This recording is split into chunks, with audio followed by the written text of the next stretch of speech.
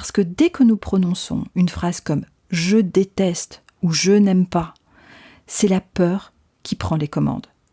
Par exemple, au lieu de dire ou de penser « je ne veux pas assister à cette réunion avec d'autres entrepreneurs », dites-vous « j'aime échanger mon point de vue avec des personnes intelligentes ».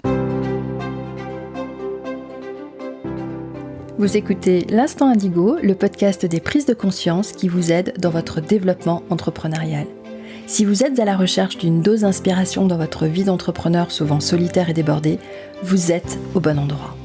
Seul ou avec mes invités, on va parler d'état d'esprit, de philosophie, de spiritualité, mais aussi d'actions concrètes à poser pour que vous retrouviez joie et sérénité dans votre business. Je suis Christine Dejoigny du site Super Magic Me. C'est parti!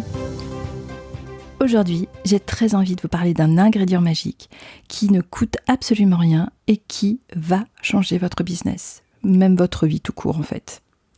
On va le faire en 2 étapes. Première étape, repensez à un moment où vous vous êtes vraiment dépassé, que ce soit pour vous-même, pour vos clients ou pour vos collaborateurs, pour vos partenaires, peu importe, mais où vous êtes vraiment dépassé.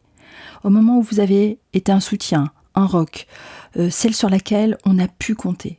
C'est peut-être un moment où vous avez œuvré dans l'ombre, discrètement mais très efficacement, ou bien un moment où vous avez tout déchiré sur le devant de la scène, peu importe.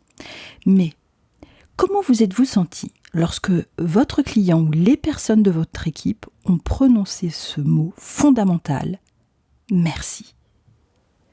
Je suis sûre que ça vous a fait un bien de dingue. C'était peut-être même émouvant. Parce que l'acte de remercier éveille quelque chose de très puissant en nous.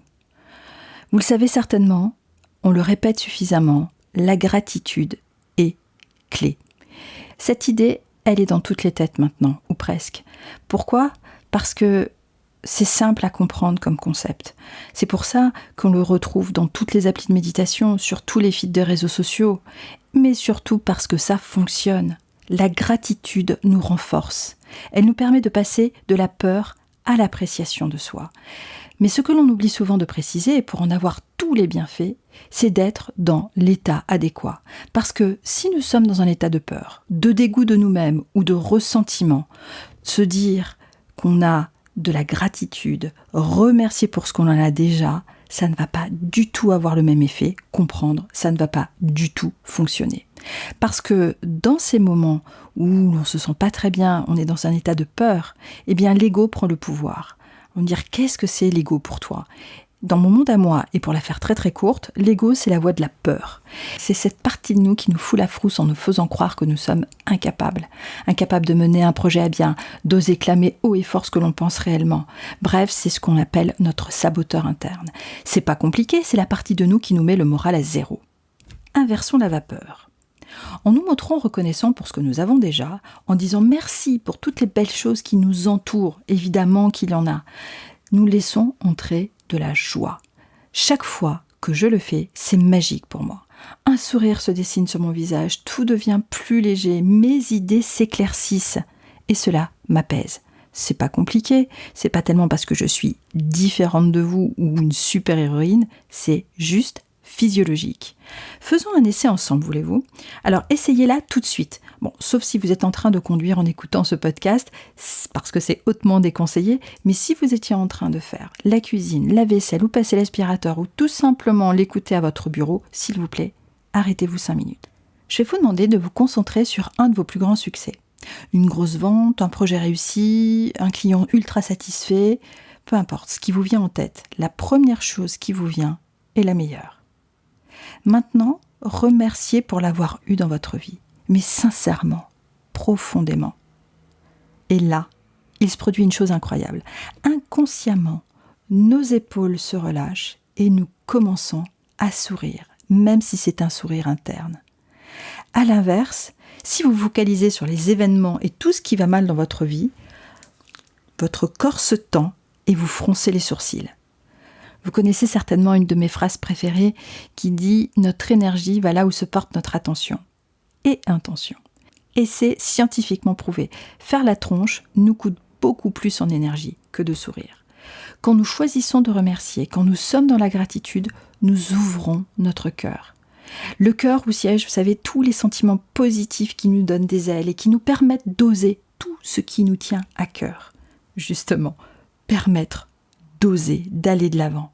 Mais vous n'avez pas à me croire sur parole. Franchement, essayez chez vous, mais pour de bon. Pas de « ok, j'ai compris, ou je le ferai plus tard ». Non, faites-le maintenant. Au lieu de dire ou de penser, parce que ça fonctionne aussi car c'est l'intention qui est derrière qui est importante, je ne veux pas faire ça, je déteste ça. Concentrez-vous plutôt sur « merci pour me donner ça dans ma vie » et « j'aime quand ceci se produit ». Parce que dès que nous prononçons une phrase comme « je déteste » ou « je n'aime pas », c'est la peur qui prend les commandes. Par exemple, au lieu de dire ou de penser « je ne veux pas assister à cette réunion avec d'autres entrepreneurs », dites-vous « j'aime échanger mon point de vue avec des personnes intelligentes ». Ça change vraiment toute la perspective. C'est juste une minuscule différence, mais le sentiment que cela procure est fondamentalement différent. Et il vous mène dans la bonne direction, celle de la sérénité, du détachement et au bout du bout, de la réussite. Deuxième étape, et c'est là que c'est fort, parce qu'il y a un deuxième effet qui se coule, celui dont on ne parle presque jamais. Vous êtes prête ? Alors, avez-vous un rêve ? Avez-vous envie de réaliser ce rêve ? Si vous avez répondu non, merci beaucoup, votre écoute s'achève ici, vous pouvez retourner à vos occupations. Mais si vous avez répondu oui, cela devient très intéressant. Ce qui mobilise toute votre énergie à réaliser votre rêve, c'est la gratitude. Bon, c'est facile, en même temps, c'est le thème de ce podcast. Mais savez-vous comment cela se passe ? La clé ici, c'est d'être reconnaissante pour toutes les choses que vous n'avez pas encore. Ouais, c'est tellement important que je vais le répéter.